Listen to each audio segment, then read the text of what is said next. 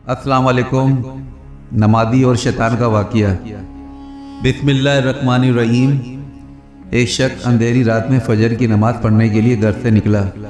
अंधेरे की वजह से उसे ठोकर लग गई और वो मुंह के बल कीचड़ में गिर गया। कचरे से उठकर वो घर वापस आया और लिबास तब्दील करके दोबारा मस्जिद की तरफ चल दिया।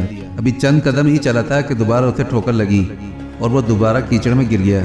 कीचड़ से उठकर वो फिर दोबारा अपने घर गया, लिबास बदला और मस्जिद जाने के लिए दोबारा घर से निकला। जैसे ही वो अपने घर से बाहर निकला तो उसके दरवाजे पर उसे एक शख्स मिला जो अपने हाथ में रोशन चिराग थामे हुए था। चिराग वाला शख्स चुपचाप नमाजी के आगे मस्जिद की तरफ चल दिया। इस मर्तबा चिराग की रोशनी में नमाजी को मस्जिद पहुंचने में किसी दुश्वारी का सामना नहीं करना पड़ा। वो खैरियत से मस्जिद पहुंच गया। मस्जिद के दरवाजे पर पहुंचकर चिराग वाला शख्स रुक गया। नमाजी उसे छोड़कर मस्जिद में दाखिल हो गया और नमाज अदा करने लगा। नमाज से फारिग होकर वो मस्जिद के बाहर आया तो वो चिराग वाला शख्स उसका इंतज़ार कर रहा था ताकि उस नमाजी को चिराग की रोशनी में घर छोड़ाए।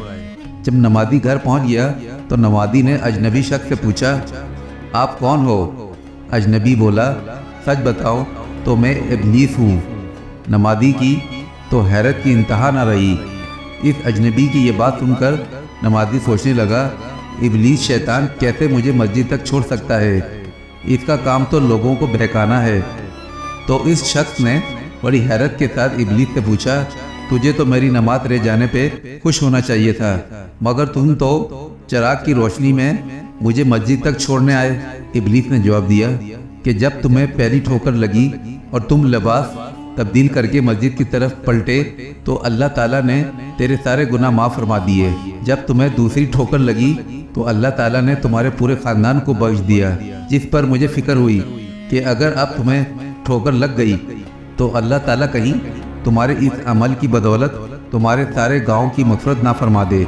इसलिए मैं चिराग लेकर आया हूँ कि तुम बग़ैर गिरे मस्जिद तक पहुँच जाओ। उस शख्स ने जैसे ही ये बात सुनी तो उसने अल्लाह की बारगाह में अपना सर झुकाकर अल्लाह का शुक्र अदा किया। तो दोस्तों, ये है हमारे रब की शान। सुभान अल्लाह। हदीस सुनना और दूसरों तक पहुंचाना नेकी है और नेकी जन्नत में लेके जाएगी। जज़ाकल्लाह।